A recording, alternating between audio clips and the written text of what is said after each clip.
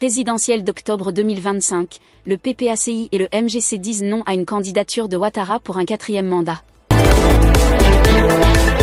L'annonce de la candidature du président Alassane Ouattara pour un 4e mandat présidentiel en octobre 2025 a suscité une vive réaction de la part de l'opposition ivoirienne. Dans des déclarations distinctes rendues publiques ce jeudi 31 juillet 2025, le Parti des peuples africains, Côte d'Ivoire, PPACI, de Laurent Gbagbo et le Mouvement des générations capables, MGC, de Simone Veil ont unanimement dénoncé cette volonté de briguer un nouveau mandat, la qualifiant de violation flagrante de la Constitution ivoirienne.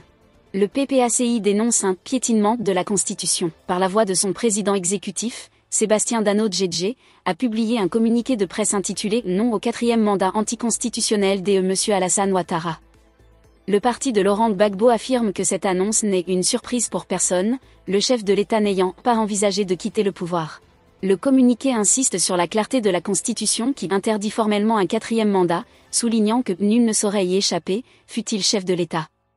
Le PPACI rejette l'argument d'une candidature de responsabilité, y voyant plutôt l'aveu d'un pouvoir qui refuse l'alternance, instrumentaliser les institutions et veut confisquer l'avenir d'un peuple. Le parti dénonce également l'évocation de l'expérience après 15 ans de pouvoir absolu comme une tentative d'échapper à son propre bilan, et la promesse de stabilité après avoir gouverné par la répression comme une insulte à la mémoire des victimes.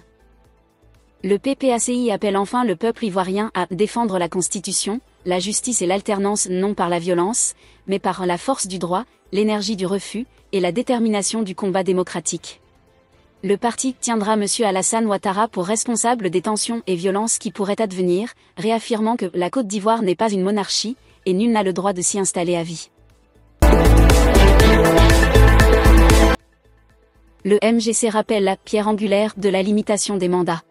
De son côté, le Mouvement des générations capables a également réagi à l'annonce du président Ouattara, par une déclaration lue par son premier vice-président et porte-parole, le professeur Traoré Cloniamban Dominique.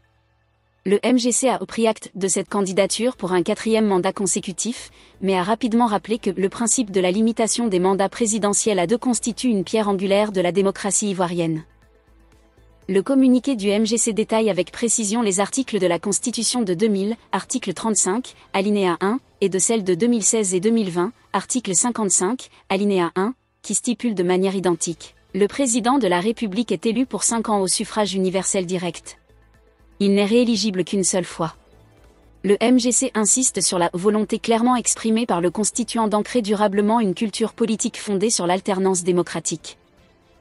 Le parti de Simone Veil souligne également l'article 183 de la Constitution qui garantit la continuité juridique, arguant que les 2 mandats exercés par le président Ouattara entre 2010 et 2020 doivent être juridiquement comptabilisés. Par conséquent, selon le MGC, le mandat obtenu en 2020 était déjà entaché d'inconstitutionnalité, et le 4e mandat envisagé pour 2025 aggrave encore cette violation manifeste de la Constitution. Le MGC dénonce fermement cette nouvelle candidature anticonstitutionnelle qui représente une grave atteinte à l'état de droit, une menace pour la paix sociale et un recul démocratique inacceptable.